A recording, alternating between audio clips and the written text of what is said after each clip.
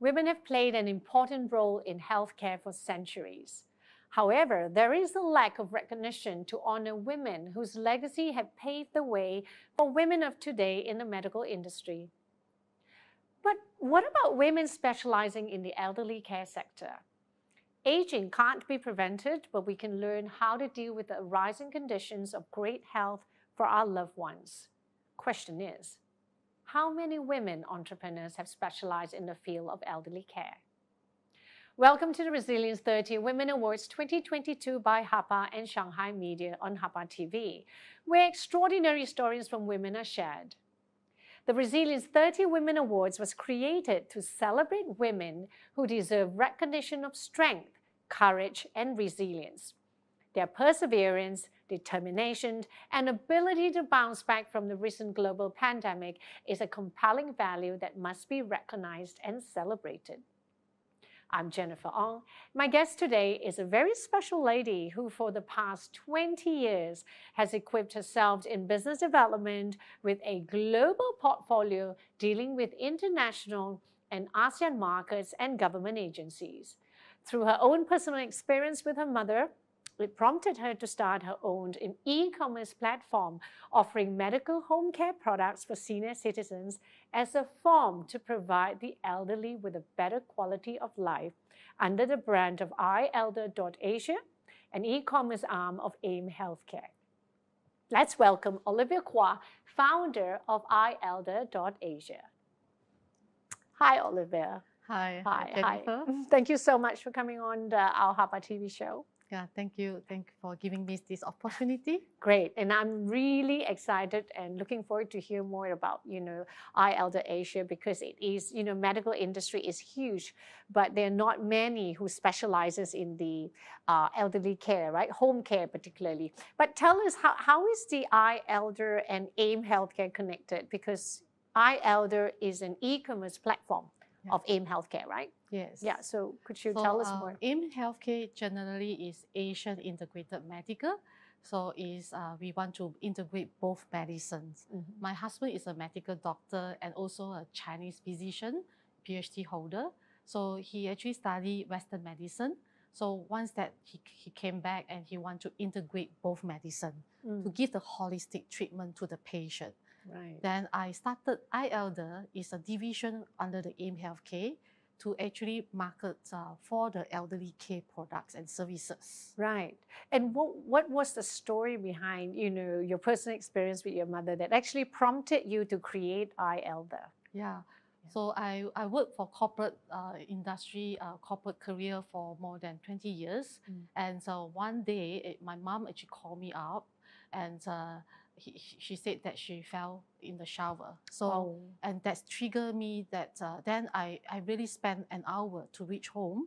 And that time my father has mild dementia and not able to dial the numbers to reach me. Right. So my mom hand already cracked and tweeted, and that's where that she spent like more than an hour to call me up, and I reached 1 hour later and sent her to hospital. That time I start trigger that what is independence living and what's so-called the retirement for the elderly, right? They're supposed to enjoy life, but they don't have the good support or assistive gadgets to help them to enjoy better quality of life. So that's how I started to explore quality products and able to help them to have spend longer time at home. Right. Aging in place. Yes, and I particularly find this sector in the medical care so interesting, right? Because we always say that, when we get older, we come back to a cycle, like we can become a child again. And our parents who used to take care of us, and as we get older, we in turn take care of our parents, right? But I'm sure there are stories, Olivia, that, unfortunate, depending on the environment and situation. What are your thoughts about that? Yeah, because I started this, also I learned a lot from my customers. So I can see that I keep asking myself, why a parents can raise 5 children, right? And 5 siblings cannot even take care of the elderly parents.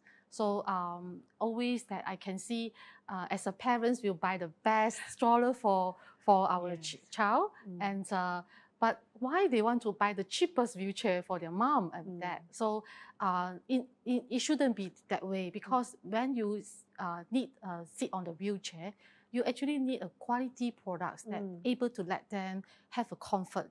You know, that's how I start to explore more good products to come to the market. Right.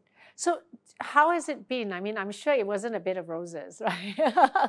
You know, and quitting your corporate life, you know, which of course, you know, that was what you've been doing for 2 decades, and then setting up a business of your own. Tell us more about, you know, your ups and downs. Yeah, so during pandemic time, because I used to work for the corporates, and one day I told my boss at my in Australian company that telling them that I decided to quit my job, because that time is that not allowed me to travel to perform my job tasks. So I decided to go into full-time for running my family business. That's how I started from the very high pay and go back to the day, the first time that I worked, starting as a junior position to earn the small living, to start with the small pay to run my family business. Right. So but I fully enjoy and so passionate in doing that. Right. Yeah. Right. And what was the toughest challenge when you started this? Yeah. Rather, when you left the corporate line and when you came back and started a business, what were your toughest challenge? Yeah. So we've been in this business actually more than 10 years already, but I very full time into this actually during the pandemic time. So I can see that that time is really shortage of medical equipments. You can name it: hospital bed, oxygen concentrator, mask, test kit, glove, every single products. So the market is saturated with a lot of fake products. So but since we in this industry, we are able to bring the good quality and licensed product to our customers. Then I can see that a lot of people actually switched the business into healthcare and medical supply, and they actually hit the huge losses because people will say, "Oh, medical supply, you earn a huge money, right?" But in fact, in reality, because of the price fluctuations, and it becomes that it's hit a huge losses on that. So from this, but luckily my company, we are not affected because we are very resilient, and we really look into safeguard the whole thing, and we not too greedy in doing that. Yeah.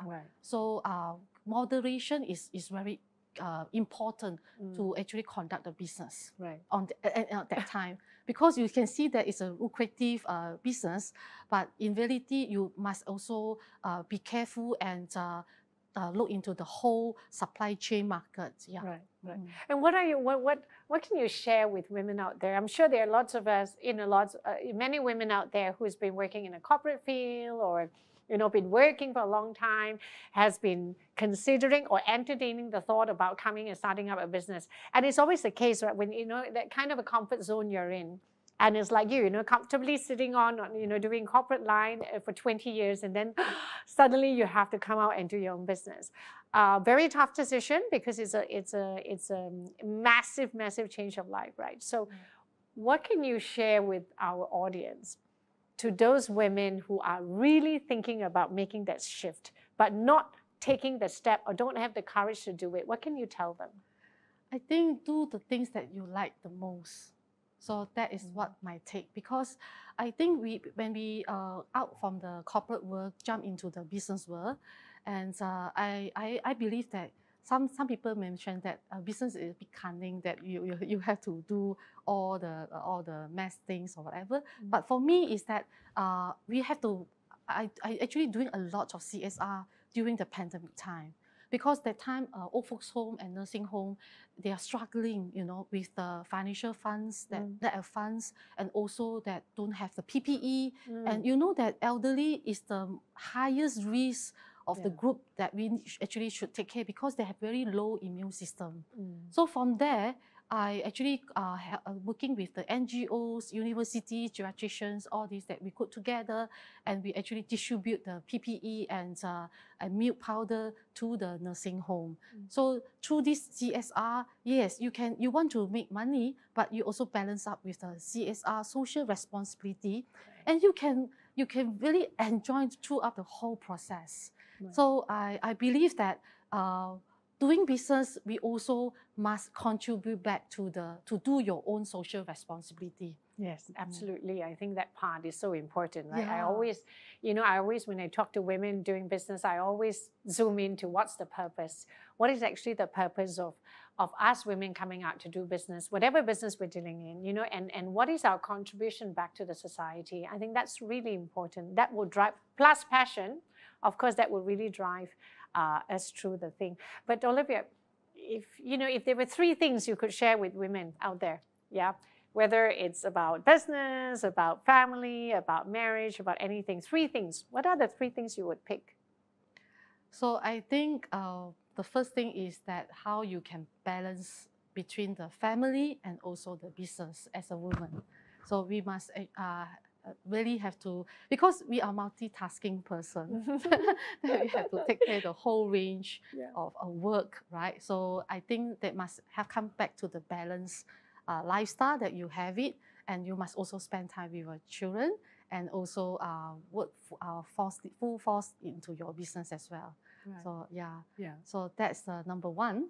Number 2 is that when I think we should go with your passion, what you like to do, and if what you like to do, you can do very good in this, and you can spend time. I like e-commerce. I like this area because I can see that there is a potential, and I really enjoy doing that. So I won't feel tired of doing that. So passion is very important. Right. The third one should be talking about that persistent. So you continue doing that. Even during the downtime, never mind. Go ahead and try to brainstorm and come back. Maybe talk to your friends or your mentor to identify what kind of problems, and you can continue the journey. So you can go very, very far beyond that.